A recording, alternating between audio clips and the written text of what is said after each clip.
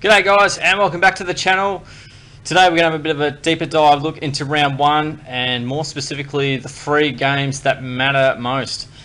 Now that might be a controversial take, and it's definitely up for debate, pure perception, on which three games have the most, I suppose, ramifications, biggest news headlines. So I'm going to have a bit of a crack at this and just go with the flow really, and sort of narrow in on a couple of games that may mean more than some others. So will be interesting to see how this one pans out.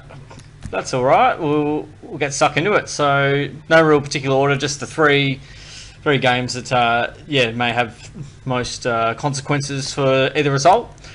Gonna have a go at it, and hope you guys enjoy. Any feedback, chuck down in the comments. So one of the three games that's going to have going to be quite important is Geelong and Fremantle. Two sides would definitely consider themselves top 8 fancies. It's down at the Cattery, and we've also got some pretty hot conditions coming up. I think it's going to be about 36 in Geelong, which is quite warm for a Victorian game. So those conditions might suit the Dockers because they're pretty used to mid-30s all the time. The Dockers have had an interesting record, especially down at GMHBA, but they went down to us.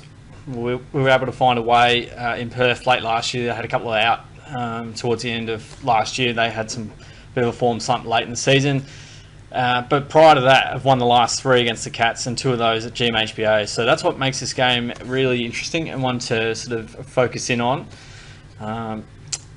Can the Cats get back on the winners list for GMHBA's sake? Because I'm trying to think of the last time we defeated the Dockers at home, which might have been, it could have been 2019 to be honest. I'm actually not too sure when we last defeated them at home, COVID and all.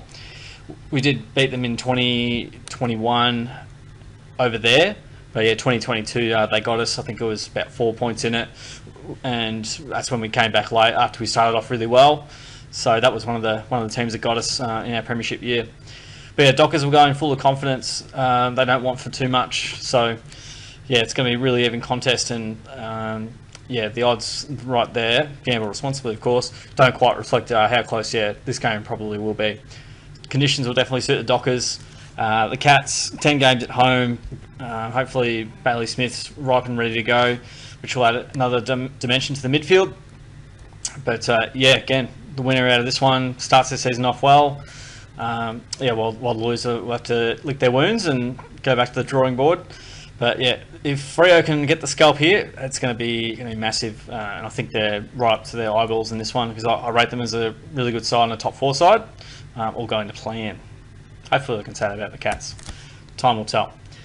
For the second game, we've got the grand final rematch, and Brisbane, they had obviously some issues up north on the weather front, and subsequently weren't able to face off against the Cats in what was a pretty enthralling preliminary final rematch. Not to be. That'll be rescheduled, I believe, to round 3. Sydney, disappointing in the grand final yet again. They've lost the last 3 grand finals, their last 4 grand finals, sorry. And the last couple of, probably the last 3 of the last 4 of them have been pretty convincing losses, so they've got a fair few demons to face there. And at their home deck again, so the first 2 at home, they went down to the Hawks in relatively disappointing fashion. The Lions, they'll be keen to start the season off well. They didn't start it off too well going into 2024. They were 0-3, or they were 2-5 at one stage. It was looking like it was season over, but then out of nowhere they found a way. But Sydney will need to get back to their DNA. Golden out hurts them a fair bit.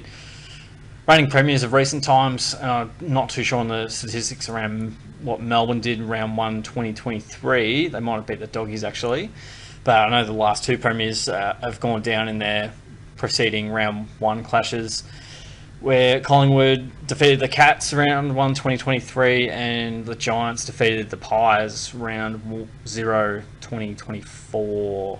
Yes, that's right. So yeah, they tend to take a bit longer to get stuck into it. Sydney should have a point to prove. I haven't backed them in this week, but I had faith in them last week, and the Lions go in as just favourites there.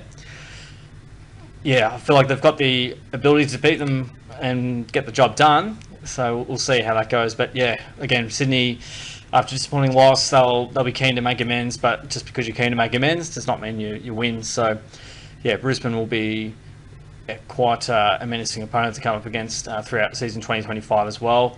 And yeah, Sydney went down to the Hawks, so you don't want to be 0-2 heading into round 2. So yeah, we'll see how this one goes. But yeah, grand final rematch. It's always one to put on the calendar, one to watch. Hopefully, it's more of a contest than it was in the grand final. I suspect it will be. SCG should be a better spot for the Swans to have a crack at it. Moving on to the final game of the round of the 3 games that matter most, I should say. They all matter. Some matter a little bit more, and that's what this segment's all about. We've got West Coast, and they are hosting Gold Coast. I never know who to tip when these sides play if it's over the West, which has been a fair bit lately. I feel like more often than not, the Suns are travelling to Perth, and the Eagles are either rebuilding or they're going well. You're not too sure. So yeah, the Suns are favourites in this one, but what we did realise last year was they were very, very good at home. But now they've got to put the big boy pants on, the away shorts, and just find a way. It doesn't matter how they win, but so long as the final siren sounds and they're in front, that'll be a big step forward for them. So it's just a huge challenge early for these Suns, who are on the up, and they could go crazy pretty soon. But we yet to see it. There's always lots of talk, lots of promise about Gold Coast. There's always lots of pressure on them. Under Dimmer Hardwick, it's a different regime now, and it always takes a fair bit of time to get used to a new game plan, and the synergy between the group and new players coming in as well. So that will all take time and to gel, etc. But yeah, the Eagles will definitely be keen to start off with a win as well at their home deck. They've had their challenges over the last couple of years with just injuries galore, and just not being able to get players on the park, and their best players not really being able to get them fit and healthy, or even if they've come back, they're probably not super healthy. They've just kind of had to play them just to get numbers on the park, really. So they've definitely had difficulties on that front, and has made their sort of continuity and best footy, I suppose, a bridge too far at times. And they have had some games where they've been comfortably defeated and lack that competitiveness at times. There have definitely been other games though where they've played really well, and that Melbourne game late last year was really good, or might have been middle of the season. So this game shapes is really interesting. It's always a bit of it's almost like a 70-30 way of the Suns, and the Eagles are they're going to win some, and if the Eagles are a decent side at home, they're probably going to win 7 to 8 out of 10. But they're in a regeneration phase at the moment, and they've got plenty of work to do. But so do the Suns, and the Suns are a young side, got some more experience in. Makes for a really interesting watch. For the winner, it's season off to a good start. Things looking pretty positive, but equally the loser, it's going to sting. The Eagles will want to feel like that they're going to be able to get the job done over the Suns. Equally, the Suns will be thinking, well, we've got to start winning away, and no better way to do that than against a side that, all things being equal, they may be bottom 4, possibly bottom 2. We'll see. That's just based off pure prediction and just where other sides are at. So, yeah. That is all. That is the 3 games that matter. Definitely notable mentions for Melbourne Giants. Giants could go 2-0. That would be pretty good. Hawthorn-Essendon going to be a very spicy clash. Western Bulldogs, North Melbourne. Gee, that's going to shape up as something as well, considering the Dogs' injuries. So, a couple of notable shout-outs there. But that Dogs game definitely going to be very enthralling. Looking forward to seeing how that all pans out.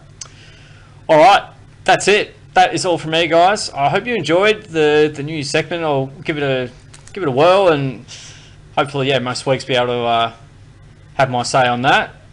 Chuck in the comments though what the games you're looking forward to, or the games that you think move the needle the most, have the most writing on them.